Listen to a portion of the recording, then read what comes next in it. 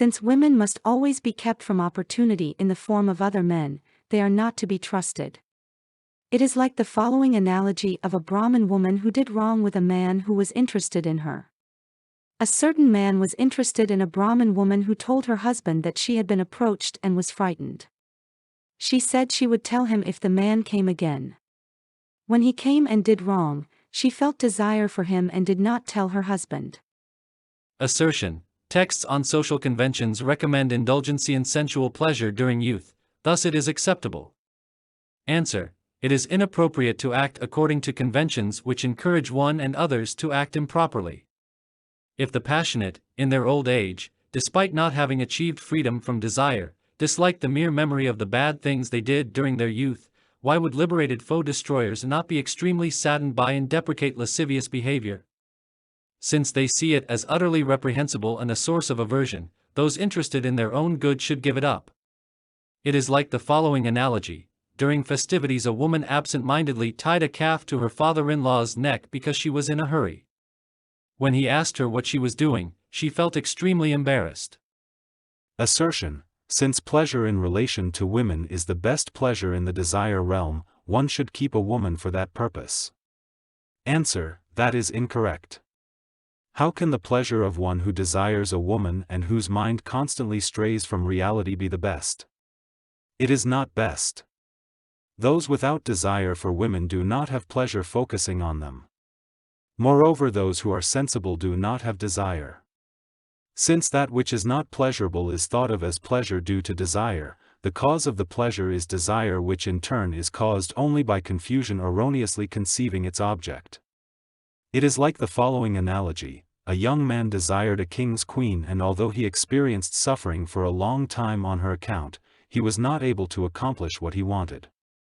A young man saw the king's queen and desired her. He gave one of her servants gifts and asked if it would be possible to meet the queen. She replied that it would and told the queen, who said, "The palace is heavily guarded, but when the time comes for the queen's outing, it will be possible." The maid told the young man. He prepared perfume, incense, flowers, garlands and so on for the lady while the year was passing. When the time for the queen's outing drew near, he thought that he and the queen would meet the next day and arranged his house carefully. That day his employer lost a cow and ordered him to search for it. While he was gone, the queen came to the young man's house and then returned home. Like this young man whose mind was distracted all year, how can those distracted by desire find happiness? Even if you make a woman your own, why keep her possessively out of jealousy toward other men with the thought that she is yours and no one else's? It is unreasonable to do so. You lustful person, you are not capable of constant sexual intercourse with a woman to match your attentiveness toward her in the hope of enjoyment. It is like the following analogies. An old Brahmin whose digestion was weak found a lot of good food. Though he was unable to eat it, he did not give it to anyone else but took still more.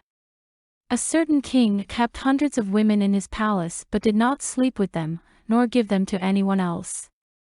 One day a monk asked him whether he slept with all the women, and he said he did not.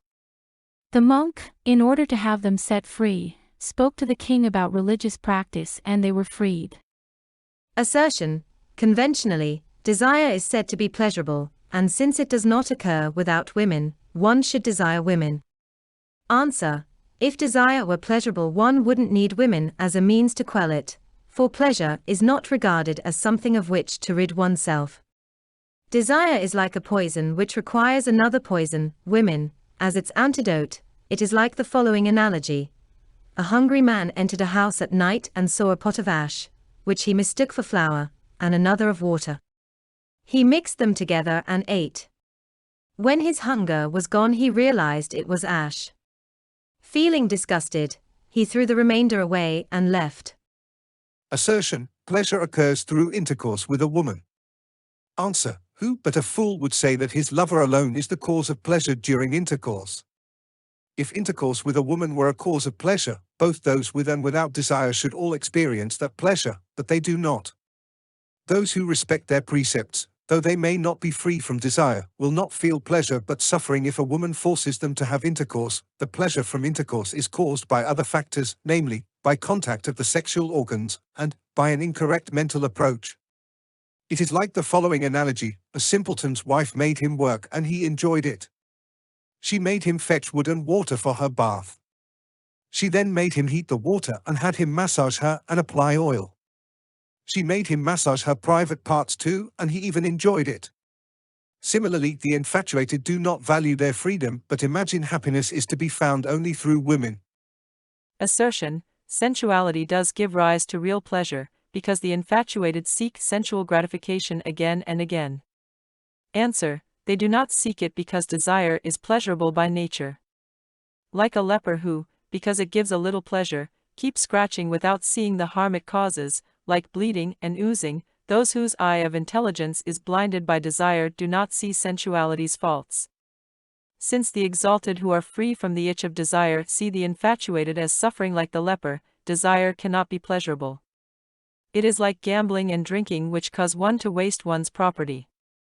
Assertion: though sensual pleasure is unclean, bearing insults from a woman, like being spat on, and responding with flattering physical and verbal behavior is pleasurable for those that are under the influence of desire. Answer: that is incorrect. During a famine, the destitute, tormented by hunger, bear what occurs, such as being insulted even 100 times by a merciless rich man, in the hope that he will later give them a trifle. Since the behavior of the infatuated when they are with a woman is like that, it cannot be pleasurable. It is like someone in prison who wanted to drink the liquid from cow dung. Assertion: there is real pleasure from women because those who are attached to the pleasure from women are seen to be jealous of others. Answer: that does not establish the existence of real pleasure in relation to women. A rich man who is arrogant because of his wealth may be possessive about his privy and forbid others to use it. Similarly, anyone who is infatuated with a particular woman is seen to be baselessly jealous toward other men. It is like the following analogy: King Gambara, who was arrogant about his status, out of jealous miserliness, would not allow a serving woman to drink water.